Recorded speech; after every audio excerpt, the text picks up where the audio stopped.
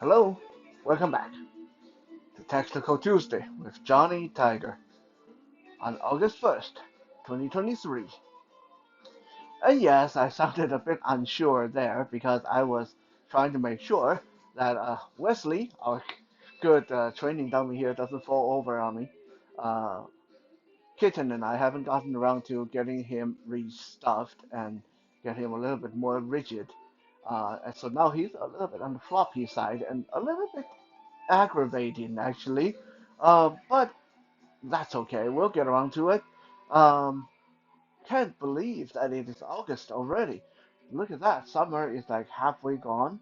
And I hope you guys have had a good summer training and working out and doing the fun things that you want to do. Today I'm going to go back to basic and show you guys a quick and dirty little t-shirt choke that we use quite often in Krav Maga. And this is such a simple technique, but work. Yeah, it's called a t-shirt choke, but you can do this no matter if the person's wearing a hoodie or a sweater or martial art gi or a thick jacket. As long as there's something around the collar you can grab onto, you can get this to work. And it is a devastatingly effective choke, especially when you add the little dirty fighting that you learn in Krav Maga into it. Uh, on its own, like if you just stick to the MMA rule or Jiu-Jitsu rule, then this might not be all that interesting. But when you consider the amount of thing you can do when you discard the rules, then this become quite an interesting little technique. So, how does this work? As you guys can see, Wesley is wearing one of my t-shirts. Huh? It's a little bit baggy on him, but it works. It's good enough for what we need to do today. This t-shirt choke, let me show you guys what it looks like first, and then we'll talk about how to make best use of it, how to get it implemented. So what this is your hand. Let's say I'm facing Wesley. Right? Now, for this to work, I need to be sidelined to him. So during the fight, let's say I create an opportunity, and he's falling over already. Let's say I create an opportunity to step to the side. So I'm stepping to his right. So I'm facing his right side.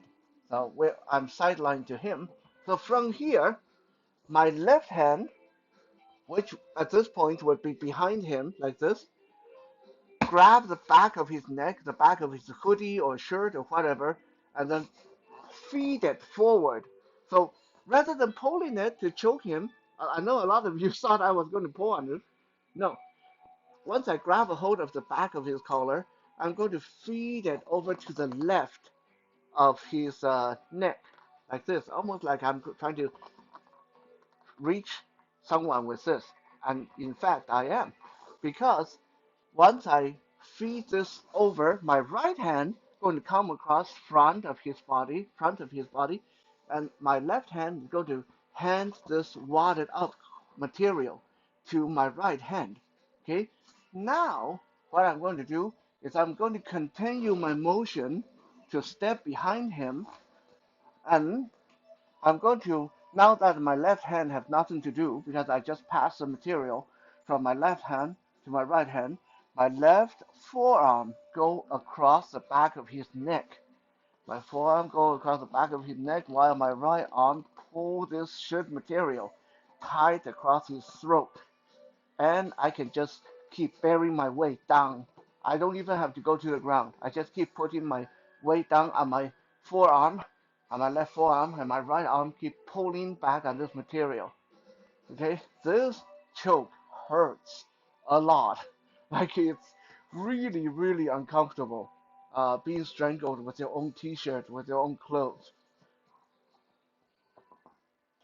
Okay, and as you guys can see, I don't even have to go to the ground for this to work. Once I anchor this in, once I get my hand in the material of the shirt, pulling this across, anchor my arm over the back of the neck, back of the head, I can just crank this and pull on this material. You can hear, you guys can hear that, right?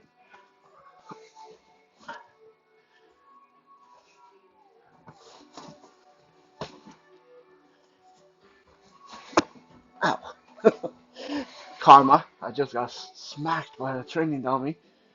Uh, so obviously, obviously, like most chokes, the first thing anyone's going to say is, well, that person is not going to stand there and let you do that. And that is very true.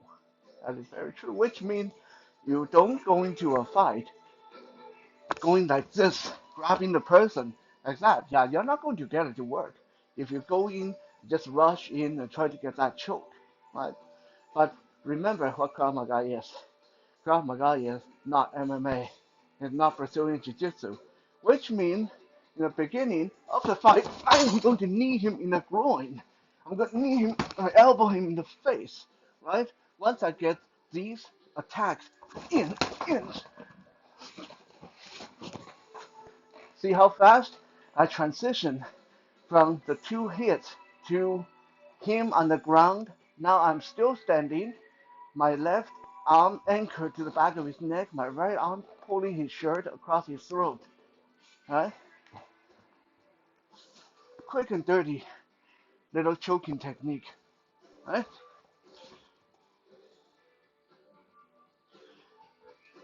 So let's look at that again. This time in slower motion, right? I go in, knee to the belly or groin, my elbow go in to the face or out the elbow, shooting for the chest. This already put me on the sideline because while I'm entering for that knee strike, I'm shifting to step to the side to bring my knee up in there. Boom. At the same time, my elbow, boom, in there. This already put my hand very close to the back of his shirt. So the moment he bent over, you got knee in the groin, you're going to bend over. You bend over, you present the back of your neck to my hand. So once you bend over, I feed this to my other hand, put my forearm down on the back of the neck, start choking, right? Start choking. And if I really need to, this is a good opportunity for me to keep this choke on with one hand and just pat them down. See if they got a weapon in the pocket or in the pants. Right? Pat them down. I can maintain this choke pretty well with one hand. Because the moment they try to stand up straight, I'm just going to shove their neck back down and continue that momentum to choke them.